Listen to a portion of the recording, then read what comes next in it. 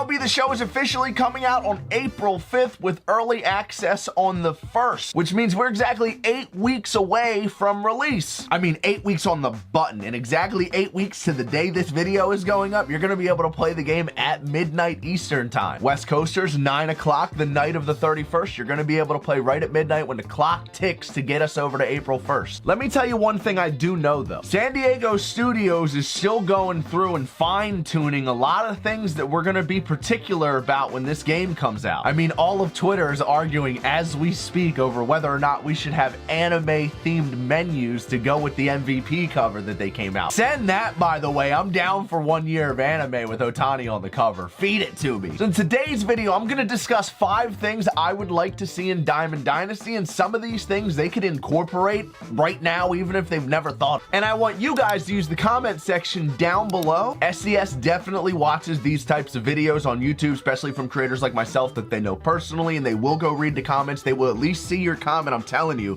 use the comment section on this video if you have any ideas for Diamond Dynasty, MLB The Show at all. They will browse. They have a whole feedback team that goes through this stuff. All right, here we go. 5 things I want to see in Diamond Dynasty, MLB The Show 22, in no particular order. But number 5, the Negro Leagues being incorporated into the game. This is something that's been discussed throughout the community over the last year and a half. Major League Baseball actually incorporated the Negro Leagues into the statistics, so the Negro Leagues are now officially a part of Major League Baseball history, which is awesome to see all of those guys getting their recognition. And it was a lot. I remember during the COVID shortened season, when the players were all cooked up in their hotels, Andrew McCutchen used to do these Negro League videos where he would go through the history of a player and break down a team, and it was really, really cool seeing that stuff. Could you imagine a Satchel Paige card in Diamond Dynasty too? Like, what? I'm not sure how likeness rights work, so that might not be something that they could just jump shot. I have no idea. But seriously, Satchel Paige, if you've never done a deep dive on a guy like Josh Gibson, dude, he was one of the best hitters of his time. The guy played catcher and outfield and batted .370 over 2,000 at bat. An absolute legend. Number 4. This one's gonna be simple. I've been asking for this for a few years. This might sound weird, but there's actually a weird coding issue with this, and it's something they've tried to integrate before, but I'm hoping they figured it out for 22. If I lose out an event run or I decide to forfeit and start over, would you please, when I go back in to jump and start a new run, put the same team back in? Whatever team I just ended my last run with, please default that squad back in so I don't have to go through here and reset my entire lineup, and I could just press 2 buttons and be back in. Petty to complain about.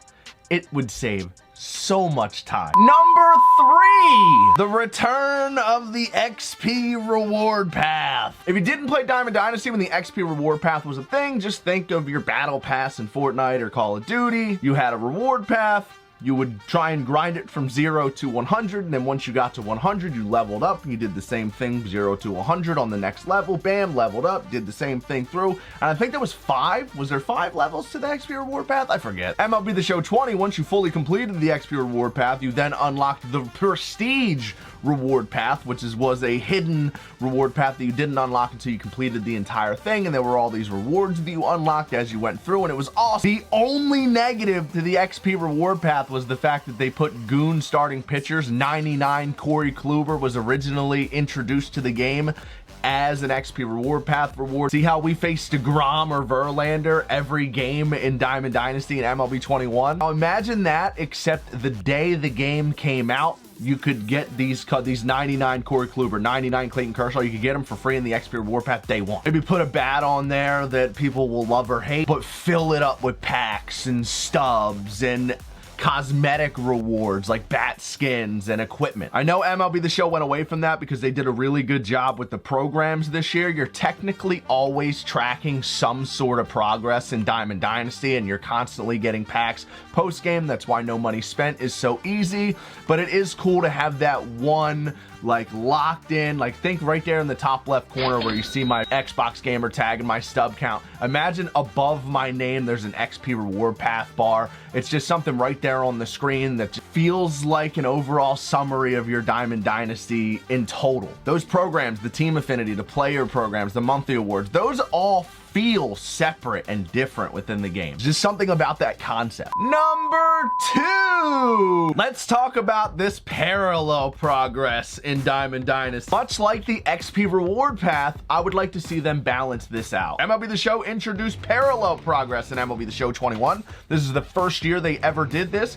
where if you go over to the parallels, you can see there's green parallel 1, orange parallel 2, purple parallel 3, red parallel 4, and then the superfractor parallel 5. The card community got mad at me early in the year when I was putting superfractor in my title, because in real life, superfractors are referred to as cards that are 1 of 1, whereas the only way to truly get a 1 of 1 in Diamond Dynasty is to be the very first person that gets that card to parallel 5 superfractor. But just to reiterate, it is referred to as superfractor parallel, not parallel 5. Believe it or not. But nonetheless, it's one of the coolest things they've ever added to Diamond Dynasty. Once you parallel a card, as you can see, it has that graphic around the card that you can see. And as you level up, the different parallels will continue to evolve over that card design, and you'll eventually work your way all the way up to that sparkly superfractor parallel 5. But each time you parallel a card, it shows you right on the card how many of this card has been paralleled by the Diamond Dynasty community. So Kyle Tucker, for example, there are 48,666 users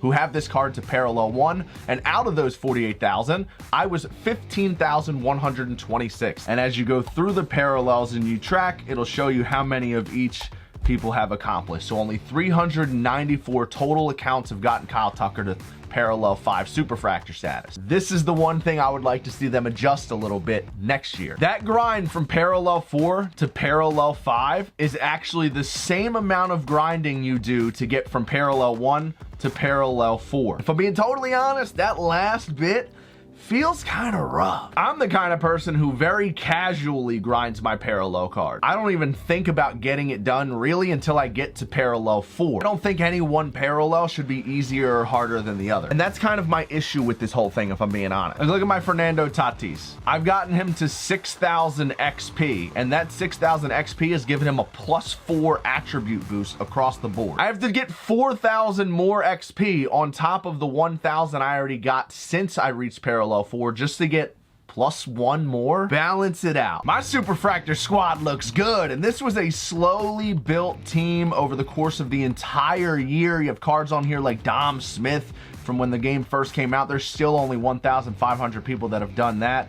Marcus Semien was one of the lightning cards I raked with when that came out. Soriano, Chipper Jones were collection rewards. I have 2 different Trey Turners done. Mike Trout was a card I got early. We recently finished David Ortiz. Anyone who spent a significant amount of time grinding parallel 5 status on cards this year will probably tell you they had fun doing it. But it's one of the things that got tiring quick. People kind of just stopped caring because that +1 boost from 4 to 5 isn't worth spending like locked in time on. Unless you're grinding to be the first person to do it, it's not something people are rushing to do. But I do think that there are ways to get people a little bit more excited about finishing that stuff. Spice it up a little bit, just throwing ideas out there. And last but not least, number 1 for today, we need a weekend league type mode in Diamond Dynasty. Another one SDS has been hearing about for years. I've had face-to-face conversations about it. They're aware that the community wants something like this. They started the esports thing 2 years ago. That got a lot better this year in 21. 20 was a disaster with the esports stuff,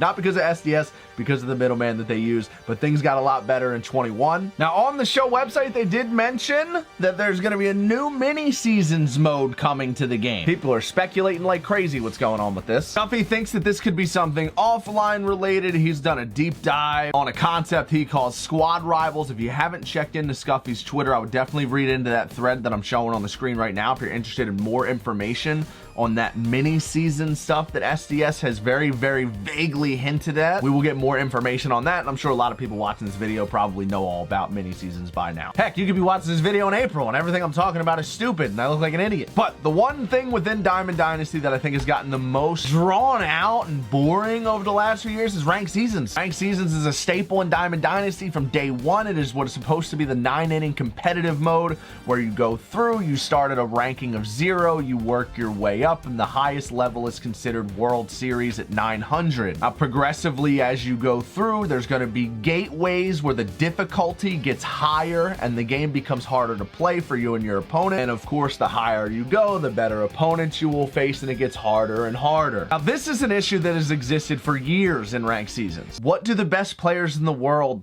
do past 9, what are they playing for other than rank? Answer's nothing. If you get to 1200, you'll get 20,000 stubs and a ballin' as a habit pack. So essentially you're getting guaranteed 25K for getting into what's probably the top 250 to 500 players minimum. Now, the concept of this mode, in my opinion, is just slightly outdated. What we need to do is shorten the amount of time that these seasons run. There are people that make World Series in a day, especially in season, because if you make World Series, if you make Championship Series, as a matter of fact, the following season, when that new season starts, you don't go all the way back to 0. Those of you that have never played Diamond Dynasty before, I'm going to talk to some people. Maybe we got some total noobs in here trying to learn about the game. At the end of a ranked season, you don't go back to 0 and start over.